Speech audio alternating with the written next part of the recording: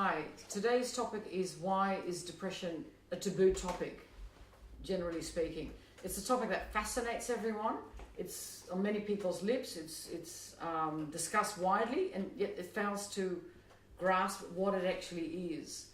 So what I'd like to do with today's panel is to ask them why might depression be a taboo topic, and just see if you go a little further with it.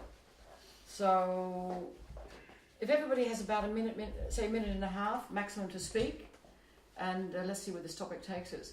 So perhaps why might depression be a taboo topic, and when you all speak, if you have anything personal you'd like to speak from, fine, you don't have to, however. Yeah. Well, depression's taboo because it can be seen as a sign of weakness, right? Like, why are you depressed? Like, it's like you're vulnerable, you know, everyone else is happy, everyone else is confident and life's going well for them, and something's getting you down, right? And it's when you kind of talk about it, you have to find the right person to talk to about it, and how, like, you know, because people see you as depressed, they don't want to know you, you know what I mean? They want to be around more happier people, so you kind of seen it as a burden on people, so you got to try and force this happy sort of mask, if you will, right? Yeah. Desmond, what are your thoughts on why might it be a taboo topic? I do agree with Shannon what he was saying there. Depression, see, I'm manic depression, bipolar, so I've gone through a lot of things and developed stuff over the years and met people that really frustrate you and get you depressed. So you really got to keep it simple. Like, I mean, stop listening to people. You know, Telling you how to be or what be to different. do and be different. Like, shouldn't be doing that. You shouldn't be doing this. Like, you know, like, people can cause a lot of stress in your life. I'd like to explore a little bit further what it's like to be told to be different in the way you feel, but I'd like to hear from Paul first. With regards to taboo, well, it depends. If you're on a cultural side level, I think it's finally turning around. It's not as taboo as it used to be. Mm-hmm.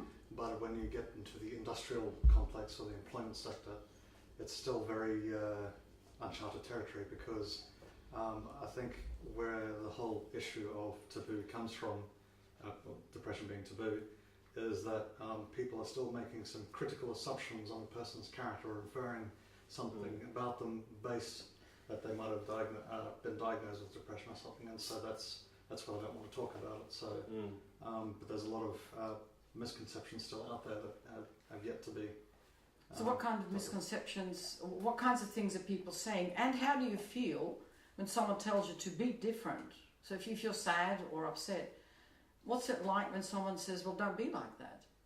It's pretty crappy, Yeah, to be quite honest. Actually, I've got a bad temper on me, and someone says something to me, I can actually go off my head, which, you know, people know how I am. So I get really angry about things, and I don't know if it's my bipolar coming out, but over the years, growing up as a kid and that, certain things happen that can trigger things off in you.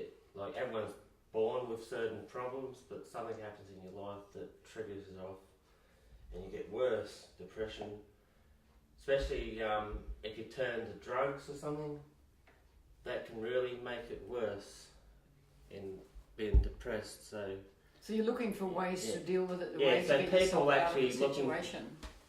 they either turn to drugs or alcohol.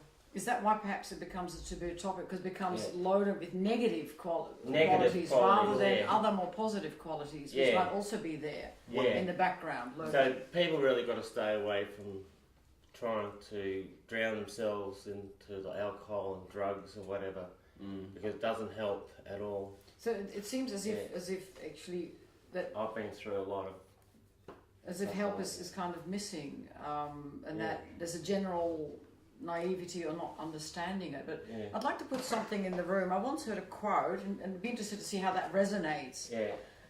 In an effort to cut through the discourse that's out there that's not helpful, right? It's not useful. People that have to help themselves at the end of the day, like you can go to doctors. Yeah, and definitely. I've been in psychiatric wards and that.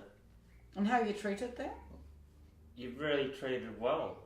You are really treated. You are treated Treated well. well, yeah.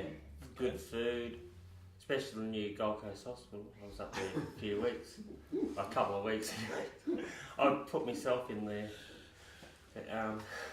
But there are two, I'd like to throw this in the room. One is that depression is sometimes described, not in the science, I mean, I could give a scientific definition of it, which is, the brain serotonin not happening and so on. Yeah. But the other one would be is more metaphor, which is someone in winter waiting for spring to arrive. Yeah. Does that resonate at all? Is that something that makes sense? Or is that too Well, I'm not. far away? Well, naturally, I would take that literally and say, well, winter is a necessary part of the seasonal cycle. Yeah, but you're right. But when depression is not so much natural as it is an abnormality of mental condition, and it's treated as a mental illness for that reason. And how does that work? Do you agree with that? Yes, I do. As a sufferer of mental depression myself, or major depression, and I wanted to get back. Actually, you mentioned about some examples, and one of them was that people tend to misconstrue that people who suffer from mental issues are more likely or more prone to violent behaviour, which is not the case based on Australian Bureau of Statistics information. Okay.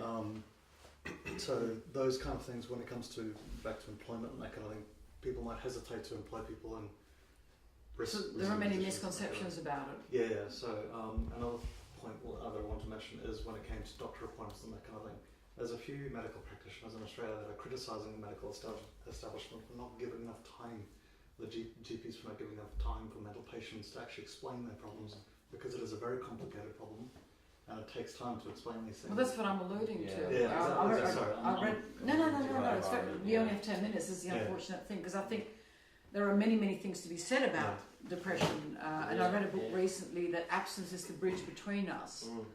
And that is actually the key term, that if there is such a way to pull it together, that absence is the bridge between us. So it's the loss of people, it's the loss of connection with people, not being understood in the broader sense. That might be part of the field, if you like. So we have about just over a minute left. So could I just maybe have 30 seconds from each of you, just where you're at with depression as a topic. Yeah. Or how would one get it out of the taboo? What would you like to see happen? The problem with my age group, young people, 20s, teenagers, right, is depression is there's people that are actually seriously depressed. And then it's trendy to be depressed now. People are romanticising it, like romanticising self-harm, romanticising mental illness, like their Tumblr or their Facebook bio, I'm sad, But it kind of creates this sort of divide, because people are, they hate people with mental illnesses now, because you're either attention seeking or you actually do have a problem, but there's no real... You're on the outer in both cases. Yeah, because it seems like people are taking the mickey out of it in a way. So it's almost like a community of exclusion. Yeah. And then there's people who are kind of exaggerating it to fit in their own sort of fringe groups. They want to publicise the fact that they'll post pictures of their self-harm online. And more of a narcissistic like kind of thing. We can't open that particular box. Very interesting for another topic. Yeah. Des, have you got anything like parting words on addressing the taboo? Well, I feel that I'm heaps better than I was years ago with my depression and that. I've learned a lot of things through psychology, and my psychiatrist took me off my medications because it gave side effects. I hadn't lithium at the time. So education is a big thing. Education helps and support. Gave me a lot of side effects of medication. It's better actually to get yourself off the medication and work your mind, your brain, to develop a different way of thinking. So exclusion's an issue. Drug taking is not necessarily a way to go forward. Paul, any parting words? I agree with what the previous panel said as well. What would you like to see happen, possibly? Well, for starters, besides the education and the being careful with medication, I would actually as it is, we're currently having this sort of conversation on societal level. Keep that happening, kind of thing, because that's the only thing that's going to eventually make its way into the private sectors or the industrial complex sectors. Yeah. As people experience more of those issues, more company leaders are actually taking steps to recognise that, which is fantastic. To take That's it more true, out yeah, to the so public it's- at a so real yeah. level. Yeah. Yeah. So And would you think that programs such as like mental health programs in work and mental health sick days would be beneficial as well? we have to be careful about that? And I'm going to also Yeah. be careful about the time. So, really interesting topic. Thank Yeah. you very much for your participation. And no time for the panel this time, but in a longer program, plenty of time. Thank you. Yeah.